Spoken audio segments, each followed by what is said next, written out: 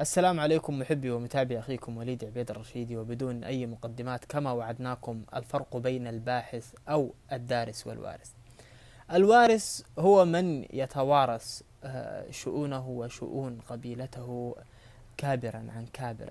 أي الآن لم يكون معك طفل يولد، أنت وأفراد الأسرة تختارون اسمه وتسمونه فلان ابن فلان ابن فلان، وأول ما يبتدي يتكلم اسمك ايش؟ يقول اسمي فلان. ابوك اسمه ايش؟ ابوي اسمه فلان. واول ما يتعلم اسمه تعلمه انت من اي عرب، انت من اي قبيله، تبتدي تعلمه اسمه واسم ابوه واسم قبيلته. فهذا ارث الى ان تذهب به الى المدرسه، تروح انت بالانابه عنه. هنا في المدرسه ينادون الاسم فلان ابن فلان ابن فلان، عاد انت عشان ولي امر التلميذ انا حاضر عن ولي امر التلميذ فلان، وهذا هو. هنا في الدراسه خذوا او بداوا، فأنت ذهبت إبه إلى المدرسة بالشيء المورث، بالشيء اللي أنت ورثته له، أبوه وأسرته وأخذه وراسه. ما فرضت عليك المدرسة ولا فرضت عليك الحكومة ولا الجهة الحكومية أنك أنت ولا والله إحنا عندنا مليون اسم من الاسم ده مثلا فأنت لازم تسمي كذا. لا، هنا شيء ما يدرس، ما هذا الشيء ما تفرض عليك الحكومة، أنت تتوارثه. هو توارث الاسم وتوارث العادات وتوارث التقاليد من أسرته ومن البيئة اللي هو عايش فيها أو قبيلته أو عائلته. فتروح أنت إلى المدرسة أنا حاضر عن فلان ابن فلان. فهنا أول يوم في الدراسة هو دخل بموروثه باسمه، دخل بالموروث بالشيء اللي متوارثه من أبوه باسمه واسم أبوه واسم قبيلته. حتى أول ما خلاص يتعود على المدرسة يسألون أصدقاء فلان أنا فلان وابتدأ من قبيلة كذا إلى أن يشب في هذه النشأة. فهنا هذا الطفل أو المولود منذ ولادته إلى أن نشأ وترعرع ودخل المدرسة وشب، متوارث عاداته ومتوارث تقاليده ومتوارث اسمه اللي سموه إبه أهله، واسم أبوه واسم جده واسم قبيلته، وطالع على علوم قبيلته من وين وقبيلته إيش وفرع قبيلته إيش، متوارث. نرجع إلى الدارس. الدراسة تعلمك القيم، تعلمك الأخلاق، تعلمك التعامل، تعلمك ما تحتاجه في حياتك المهنية.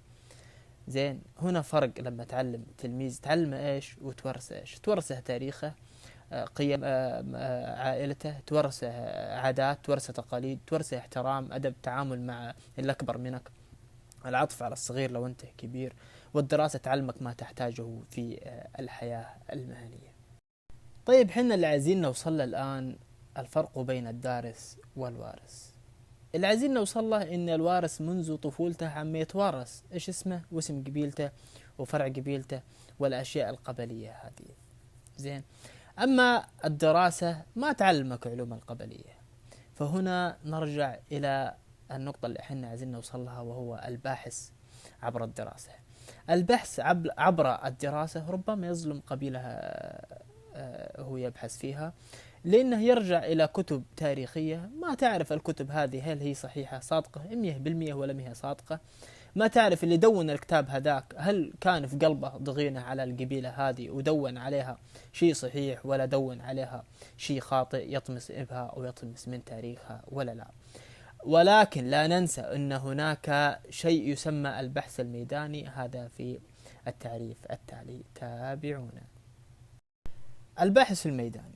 الباحث الميداني هو باحث في الشؤون القبلية، ولكن عبر البحث الميداني، وهو ما يسمى بالبحث الميداني وهو على أرض الواقع.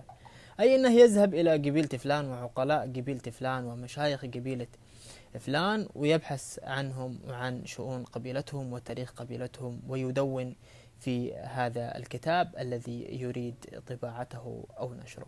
هذا هو. فهنا وأخيرا مع كثرة الباحثين اللي طلعوا علينا في الأيام هذه، اللي يقول لك أنا باحث في علم جينات، واللي يقول لك أنا باحث في تاريخ قبلي، وهو ممكن يكون حتى ما هو حاصل على شهادة ابتدائية.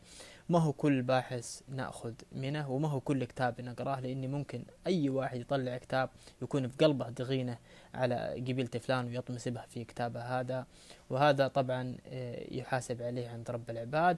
ولكن الباحثين الثقات، في باحثين ثقات ولهم تاريخ ومعروفين ونرجع لهم، والباحثين الثقات اللي لابد أن نأخذ بهم في وقتنا الحالي هم ثلاث: باحث وارث شؤون القبائل من أبائه وأجداده، يكتب عن قبيلته ويدون، وباحث عبر البحث الميداني، وباحث ثقة معترف به دوليا. وكنتم مع أخوكم وليد عبيد الرشيدي، ودمتم بخير. تابعونا. رشايده من قبل حكام الاوطان، ضرباتنا بالسيوف تقول دبابه، اليد عبر قلعة فضل رجاني تجيك